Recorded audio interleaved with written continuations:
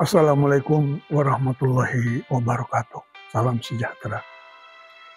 Bapak dan Ibu, kali ini kita mengangkat topik dengan judul Bulak Sumur memanggil, kembalikan roh demokrasi.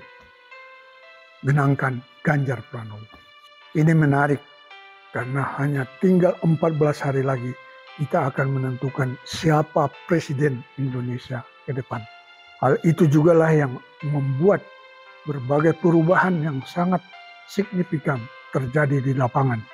Minimal yang belakangan ini menurut saya sangat perlu diperhatikan adalah pertama, adanya petisi atau himbauan dari Bulak Sumur Universitas Gadjah Mada. Yang kedua, munculnya berbagai pesan-pesan dari para cendekiawan kepada pemerintah, termasuk misalnya di sana tokoh-tokoh seperti Gunawan Muhammad, Romo Beni, Romo Magnis Yuseno, dan lain-lain.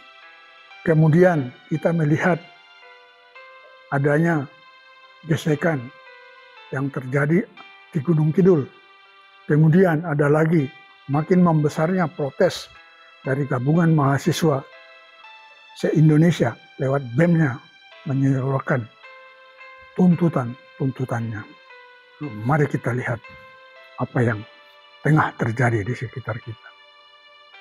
Hal pertama yang harus kita garis bawahi adalah setelah Presiden Indonesia menyampaikan bahwa dia sebagai presiden boleh kampanye, boleh memihak, boleh mendukung calon-calon tertentu. Semua orang kaget. Semua orang jadi heran kenapa kata-kata seperti itu bisa keluar dari seorang presiden. Orang tahu, semua kita tahu bahwa kalau presiden itu ya harus netral. Tetapi kalau dia sebagai pribadi, dia boleh memilih, dia boleh memihak, dia boleh kampanye, dia boleh mendukung siapa saja sesuai keinginannya. Apalagi misalnya terhadap anaknya. Tetapi itu ada syarat-syarat yang melekat dengan aturan itu. Itu saja sebetulnya. Nah, setelah itu muncullah hal-hal protes di sana-sini, gerakan di sana-sini yang justru sangat negatif. Melihat bahwa hal ini betul-betul melemahkan demokrasi di Indonesia. Dan itulah yang munculnya petisi dari Universitas Gadjah Mada. Gadjah Mada memang berbeda ya. Karena seperti kita lihat dalam kontestasi Pilpres sekarang ini, 4 alumni Gadjah Mada itu bersaing. 2 di capres koalisi nomor 1 dan 2 lagi di koalisi nomor 3. Jadi apa yang dilihat Universitas Gadjah Mada dengan apa yang dilakukan oleh presiden belakangan ini sungguh mencederai rasa demokrasi. Itu ada 2 hal yang sangat fenomenal dalam petisi itu ya. Pertama adalah keputusan MK yang bisa meloloskan seorang Gibran menjadi wakil presidennya nomor 02, nomor 2 ya. Itu satu. Nah, yang kemudian yang dituruti dengan bahwa presiden itu boleh berpihak. Pesan moral yang disampaikan dari Universitas Gadjah Mada ini, apalagi sebetulnya Presiden Joko Widodo ya alumni dari Gadjah Mada, mestinya lebih terpanggil untuk melihat pesan moral ini. Yang berikutnya adalah kalau kita lihat pesan yang disampaikan oleh para cendekiawan kita, yang dalam hal ini termasuk Gunawan Muhammad, Romo Beni, Romo Magnis Yuseno, dan Butet Kartarejasa. Apalagi kalau kita lihat Butet ini belakangan ini dalam penyampaian puisi-puisi protesnya justru diadukan. Ya tidak ada masalah sih dengan itu. Ini kan negara hukum, itu bisa berhadapan di pengadilan, bagus mengadukan seperti itu. Tetapi apa yang ingin saya katakan, protes atau puisi-puisinya Butet Kartareja ini mengingatkan kita pada suasana kehidupan protes pada zaman-zaman dahulu kala, pada zaman Orde Baru. Tapi waktu itu tokohnya yang berbeda. Kemudian yang mengemuka lagi adalah gesekan yang terjadi saat kunjungan presiden di Gunung Kidul. Itu memang sederhana, bahwa dari berbagai tayangan di sosial media, sebetulnya ya, apa yang dilakukan presiden dalam hal ini, itu memang sudah sangat berpihak kepada tokoh tertentu. Dalam hal ini anaknya sendiri, Gibran Prabowo. Tetapi orang sebetulnya masih bisa menahan diri. Tapi makin ke sini, apalagi waktu itu ada kunjungan beliau di Yogyakarta menghadap Sri Sultan dan kelihatannya tidak sesuai dengan harapan, dan di sana bertemu dengan pasangan yang diusungnya, Prabowo Subianto, dan main bola. Apa artinya? Simbol-simbol itu menunjukkan bahwa memang tidak ada rasa keprihatinan terkait dengan demokrasi yang didambakan rakyat, yang diinginkan rakyat. Rakyat ingin agar presiden itu berbuat netral. Sehingga saat dia berkunjung ke Gunung Kidul, terjadilah insiden di mana pamflet itu jelas-jelas mereka mengatakan mereka sudah pintar. Mereka sudah punya pilihan, Ganjar Pranowo.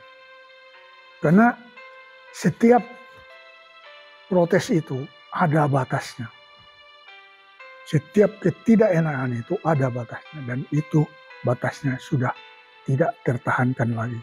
Maka muncullah insiden itu. Kita ingin para pihak ya agar menempatkan diri pada posisinya masing-masing. Itu sangat penting kita sampaikan. Bahwa petugas, walaupun dia menjalankan tugasnya, tapi kalau tidak dibarengi dengan netralitas, dengan semangat mengayomi, percayalah, dibandingkan dengan semangat atau kebencian rakyat pada petugas seperti itu, tidak akan berimbang. Percaya.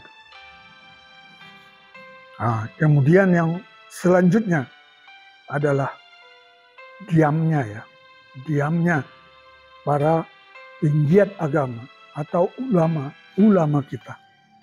Sebagian besar ulama kita terkooptasi. Kalau saya lihat yang dari Muhammadiyah tetap dalam porosnya menjunjung netralitas. Tapi kalau kita lihat dari sisi yang satu lagi, Nahdlatul Ulama, saya melihat mereka betul-betul sudah tercerai dalam hal moralitas. Ya, kita berharap mereka dapat kembali ke posisinya masing-masing. Hal yang menarik kemudian adalah bahwa jalannya kampanye belakangan ini mulai terlihat 3 pola ya. Kalau saya katakan begitu 3 pola. 1, pasangan nomor 1 dia memang populer, banyak dikunjungi warganya di daerah-daerah yang mereka memang kuat di situ. Itu sangat kita apresiasi, itu bagus. Tetapi kalau pasangan 02, saya melihat ya, bisa saja saya salah.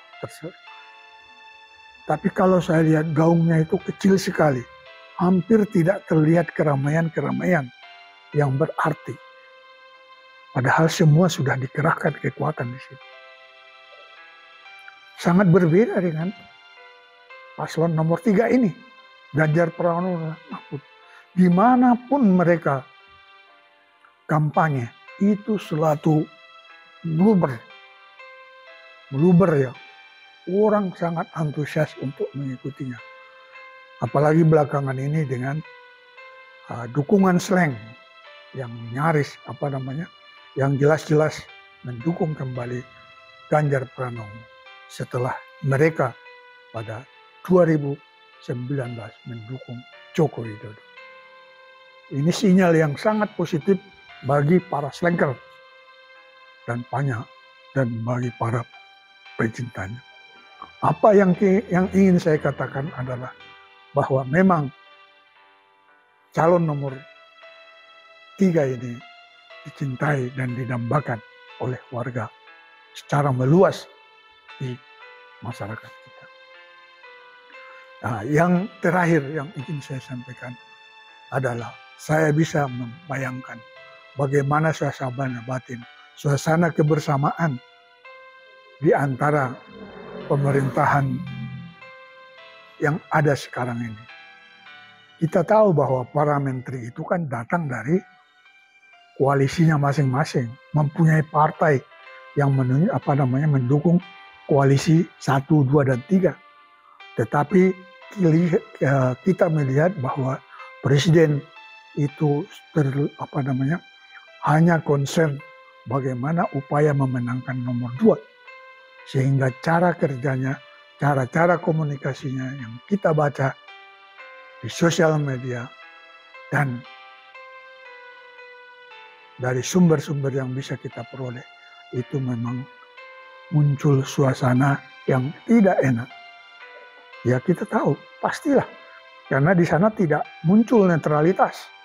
Sementara pembantu-pembantunya, menteri-menterinya itu tentu mengharap ngono yang ngono, neng ojo ngono.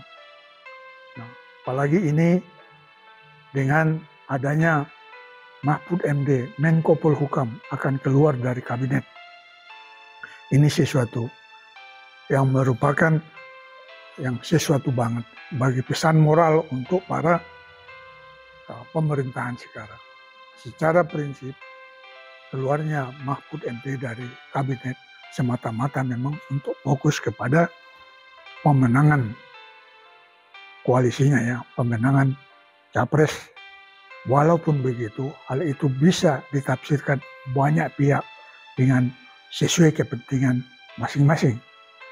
Sehingga bukan tidak masalah, bukan tidak mungkin bahwa akan ada hal-hal kejutan-kejutan lain yang memperlihatkan ketidakharmonisan di dalam pemerintahan yang ada sekarang ini.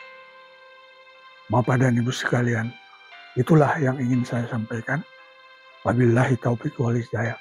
Wassalamualaikum warahmatullahi wabarakatuh.